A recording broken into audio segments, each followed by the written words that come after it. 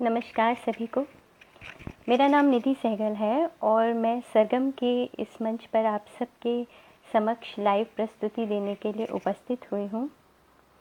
सबसे पहले मैं सरस्वती पोसवाल जी और सरगम के टीम के सारे मेंबर्स का हार्दिक आभार प्रकट करती हूँ कि उन्होंने मुझे इस मंच पर लाइव प्रस्तुति के लिए इनवाइट किया। उनका हार्दिक आभार और साथ ही आप सबका अभिनंदन करती हूँ।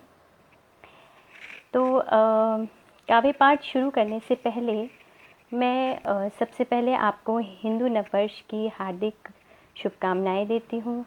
साथ ही हमारे जो चैत्र नवरात्र चल रहे हैं उनके लिए हार्दिक शुभकामनाएं। और अभी बैसाखी होके गई है तो उसके लिए लख लख बधाइयाँ जी।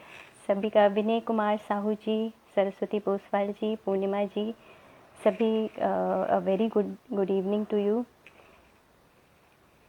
जी। Thank you so much. तो सबसे पहले हम चैत्र नवरात्र चल रहा है तो एक कविता दुर्गा माँ के चरणों में रखती हूँ कि जब जब तुमको आवाहन कर जनमानस ने नमन किया, अपने दिव्य अलौकिक रूप से माँ तुमने सबको धन्य किया। अपने दिव्य अलौकिक रूप से माँ तुमने सबको धन्य किया, जो प्रेम सुधा को बरसा कर जग को पापों से मुक्त करे, उस जननी की कृपा बिंदु से हर कण जीवन से युक्त रहे। उस त्रिशूल धारणी रक्त स्वरूपा का संपूर्ण जगत स्मरण करे। हे दुर्गा विशाल स्वरूपनी देवी, चरणों में तुम्हारे हम तन मन अर्पण करें। तो आप सबको इसी नवरात्र की शुभकामनाएं। और इस कविता के साथ एक और कविता प्रस्तुत करूंगी जो हमारे जो हम लोग त्यौहार ये मनाते हैं नवरात्र का, पर इसमें एक संदेश भी है तो कोशिश करूंगी आप सब तक वो संदेश पहुँचे। हो रहा उत्सव चहुँ ओर, बज रहे दुर्गा गान हैं, धर्म का बिगुल बजाकर सब गा रहे गुणगान हैं। धर्म का बिगुल बजाकर सब गा रहे गुणगान है। भक्तिमय परिवेश है, शक्ति का प्रवेश है। भक्तिमय परिवेश है, शक्ति का प्रवेश है। फिर क्यों ये प्रश्न पुनः पुनः करता हृदय में कलेश है। फिर क्यों ये प्रश्न पुनः पुनः करता हृदय में कलेश है। गर्भ में चढ़ती आहुति, गृह में प्रताड़ित विभूति, पुरुषत्व को समर्पित सती, ज्ञानदा की वंचित अदिति, कहाँ विलुप्त हो जाती है। दुर्गा विसर्जन के साथ ही पुनः उजागर हो जाती है। तो मेरा ये संदेश है कि हम कन्या पूजन करते हैं तो कन्या को देवी ही माने। बहुत से लोग ज्ञान से उन्हें वंचित रखते हैं और जो घरों में डोमेस्टिक वायलेंस होता है तो ये सब नहीं करना चाहिए। तो ये संदेश के साथ मैं आगे बढ़ती हूँ। और एक कविता जो है वो एक तो हमारी दुर्गा माता है और एक हमारी अपनी माँ है, तो उन्हें हम कैसे भूल सकते हैं। तो माँ के लिए एक समर्पित कविता आप लोग के आगे है कि माँ आखिर अपने बच्चों और पूरे घर के लिए क्या क्या करती है, ये संदेश देती ये कविता है। माँ पढ़ती है चेहरे, खोजती है अनकहा उसमें, ताकती है घर की दीवारों को, जहाँ अपरिचित सायों को डराती है मंदिर की घंटियों से, हर कोने में है झांकती, देखती है कहीं कोई दर्द तो नहीं, सिसकती आँखों के साथ खुद भी रो पड़ती है। सिसकती आँखों के साथ खुद भी रो पड़ती है। माँ सह जाती है सब, माँ सह जाती है सब, बिना कहे ना ही रुके सब कुछ भुलाए। बिना कहे ना ही रुके सब कुछ भुलाए। माँ ईश्वर से है मिलाती जब चूमती है माथे को। माँ ईश्वर से है मिलाती जब चूमती है माथे को। रखती हाथ सिर पर तो देती है जन्नत की सौगात। रखती हाथ सिर पर तो देती है जन्नत की सौगात। टूटता जब मन उसका, टूटता जब मन उसका तो बिखर जाती है टुकड़ों में। टूटता जब मन उसका तो बिखर जाती है टुकड़ों में। पर माँ जानती है खुद को समेटना हमेशा। पर माँ जानती है खुद को समेटना हमेशा। अपना स्वाभिमान खोए बिना, आंसू लेकर भी रोए बिना। माँ दुआएं देकर ले लेती है बलाएं। माँ दुआएं देकर ले लेती है बलाएं। ईश्वर भी माँ के आगे सिर नवाए। ईश्वर भी माँ के आगे सिर नवाए। तो माँ का स्थान ईश्वर से भी ऊपर माना गया है। तो यहाँ पे भी यही संदेश है कि पहले अपनी माँ का सम्मान करें। तो आप समझ लीजिए कि आप देवी माँ का भी सम्मान कर रहे हैं। तो चलिए, ये तो हुई माँ की बात। अब आते हैं, चलिए जानते हैं क्या है ज़िंदगी। ज़िंदगी क्या है, इस कविता के माध्यम से बताने की कोशिश है कि वक्त के पिंजरे में कैद है। वक्त के पिंजरे में कैद है सोन चिड़ैया सी ज़िंदगी। वक्त के पिंजरे में कैद है सोन चिड़ैया सी ज़िंदगी। कभी मखमल सा पायदान तो कभी कटीली रेत ज़िंदगी। कभी मखमल सा पायदान तो कभी कटीली रेत ज़िंदगी। मिट्टी के पुतलों को सजाती, मिट्टी के पुतलों को सजाती।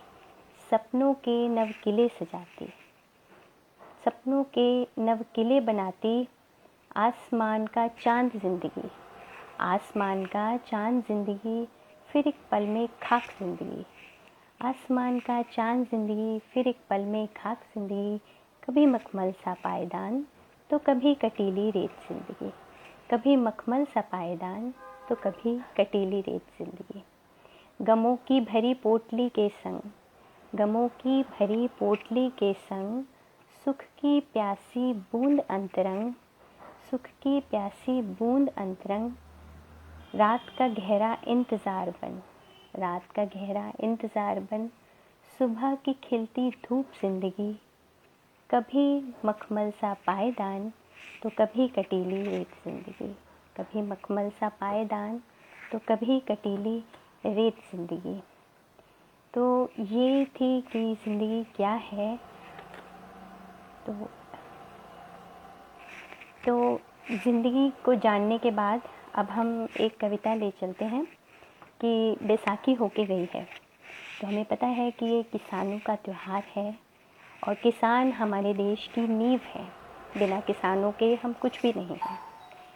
तो इसमें सबसे बड़ी चीज़ ये आती है कि गांव, किसान से जुड़े हैं गांव और हम हैं शहरों के निवासी। तो गांव और शहर दोनों में से किसको अधिक महत्व मिले। तो ये कविता जो है वो मेरी समर्पित है गांव और शहर दोनों को ही। गांव हमारे जो हैं वो गांव जो हमारे हैं वो हमारे देश का प्राण है। तो शहर हमारे साधन हैं। तो इसको दर्शाती एक कविता है, आप सबके आगे रखती हूँ। गांव मेरा परंपराओं की पहचान, गांव मेरा परंपराओं की पहचान। शहर मेरा सुविधाओं की खान, शहर मेरा सुविधाओं की खान। दोनों की है अपनी महत्ता, दोनों की है अपनी महत्ता। दोनों ही है देश का अभिमान, दोनों ही है देश का अभिमान। पीली सरसों जहाँ है लहराती, पीली सरसों जहाँ है लहराती। सकरी सड़कों पर खुशियाँ गीत गाती। अपनापन जहाँ भरपूर है बरसता। सुख दुख में हर एक साथ है बसता, जहाँ की हवा में है स्वास्थ्य का इंतज़ाम। जहाँ की हवा में है स्वास्थ्य का इंतज़ाम। गाँव मेरा परंपराओं की पहचान, शहर मेरा सुविधाओं की खान। जहाँ डॉक्टरी सुविधा की कमी से जान नहीं जाती, जहाँ डॉक्टरी सुविधा से की कमी से जान नहीं जाती, जहाँ शिक्षा की कमी से पहचान लुप्त नहीं हो जाती, जहाँ शिक्षा की कमी से पहचान लुप्त नहीं हो जाती, जागरूकता और नए आविष्कारों का भंडार है जहाँ, हर छोटी बड़ी सुविधाओं का संसार है जहाँ, जहाँ रात भी दिन की तरह चमकती हुई है शान। गाँव मेरा परंपराओं की पहचान, शहर मेरा सुविधाओं की खान। चलो गाँव में सुविधाएं ले जाते हैं, चलो गाँव में सुविधाएं ले जाते हैं। शहर में पेड़ उगाते हैं, कुछ गाँव को है संवारते, कुछ शहर की हवा है सुधारते। दोनों का परस्पर मिलन ही है सम्मान, दोनों का परस्पर मिलन ही है सम्मान। गाँव मेरा परंपराओं की पहचान, शहर मेरा सुविधाओं की है खान। तो ये शहर और गाँव दोनों का ही अपना एक बहुत महत्व है। तो इसी के साथ मैं अपनी अगली कविता पे आगे बढ़ती हूँ। अगली कविता है लड़कियों को समर्पित। तो ये जो है कि लड़कियाँ आखिर उनको कमज़ोर कहा जाता है, तो क्या सच में लड़कियाँ कमज़ोर हैं? एक कच्ची सी पौध होती हैं लड़कियाँ, एक कच्ची सी पौध होती हैं लड़कियाँ, अपनी ज़मीन छोड़कर चल देती हैं, अपनी ज़मीन छोड़कर चल देती हैं। एक नई ज़मीन में अपनी जड़ें जमाने, एक नई ज़मीन में अपनी जड़ें जमाने। एक फलदायी पेड़ बनकर पालती हैं न जाने कितने रिश्तों को। नई ज़मीन से अपनी ज़मीन की मिट्टी मिलाकर पोषित करती हैं अपने फल फूलों को, और समय आने पर घुलकर ख़त्म हो जाती हैं उसी मिट्टी में जो कभी उसकी थी ही नहीं, उसी मिट्टी में जो कभी उसकी थी ही नहीं। उसकी मिट्टी तो कब की छूट गई थी उससे, बस खून में रवां थी संस्कार बनकर। कितनी जल्दी मोह त्यागना सीख जाती हैं लड़कियां, फिर भी कमज़ोर कहलाती हैं लड़कियां। तो लड़कियां कमज़ोर नहीं हैं, वो दो घरों को निभा कर चलती हैं। तो यही मेरी आखिरी कविता थी। इसी के साथ मैं अपने काव्य पाठ का समापन करती हूँ और आप सबसे प्रार्थना करती हूँ कि घर में रहें, अपने आप को सेफ रखें। कोरोना का फिर से कहर चल रहा है, तो आप सब अपना ध्यान रखिए और सभी का बहुत बहुत धन्यवाद और सरगम की पूरी टीम का धन्यवाद। नमस्कार, धन्यवाद।